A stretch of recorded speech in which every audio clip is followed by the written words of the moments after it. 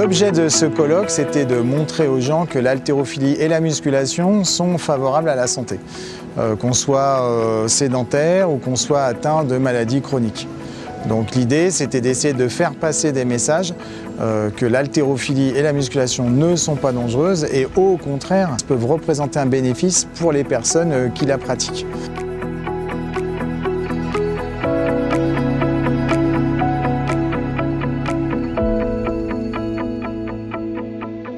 On a réuni des tables rondes avec un petit peu des têtes pensantes de la médecine de santé publique et qui sont venus expliquer pourquoi la musculation était une réelle ressource pour les personnes sédentaires et pour les personnes souffrant de maladies chroniques.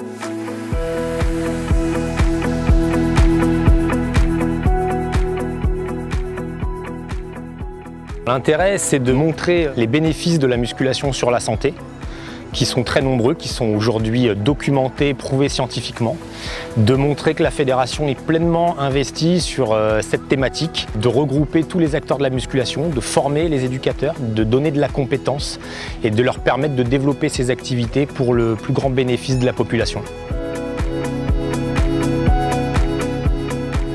Ça fait des années qu'un certain nombre d'entre nous, mais nous étions très peu nombreux, à penser que l'activité physique et sportive était à la fois préventive et avait aussi une activité thérapeutique. Nous avons eu les plus grandes difficultés à convaincre l'ensemble de la population en général, l'ensemble des professionnels, aux bénéfices qu'on peut en tirer.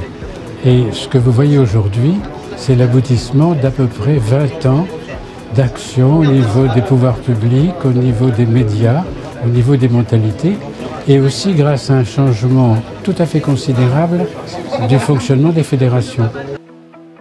L'évolution du sport santé est très importante vis-à-vis des médecins. Ils ont encore un petit peu de retard. Je pense que les personnes qui peuvent prendre en charge enseignants de l'activité physique adaptée, coach, etc., c'est déjà, ou éducateurs, ce sont des gens qui ont bien avancé. Par contre, le grand frein que l'on a encore, c'est qu'on n'a pas vraiment de volonté de la part des décideurs publics. Aujourd'hui, c'est à la fois un aboutissement et le commencement de quelque chose de grand.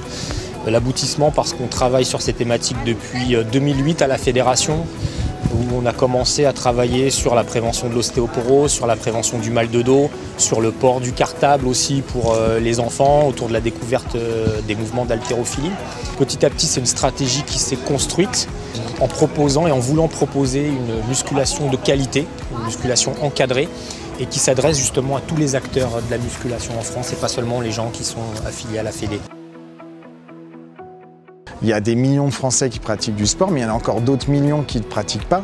Donc comment nous, dans notre pédagogie, dans nos contenus, dans nos propositions, on peut faire pour amener le plus de Français à l'activité. L'outil musculation est un bon outil pour que les gens soient en meilleure santé. À nous de découper, proposer des formations, s'adapter aux professionnels pour qu'eux-mêmes s'adaptent à la population la plus vaste possible. Donc notre enjeu, notre responsabilité, il est là, quoi. Elle est là.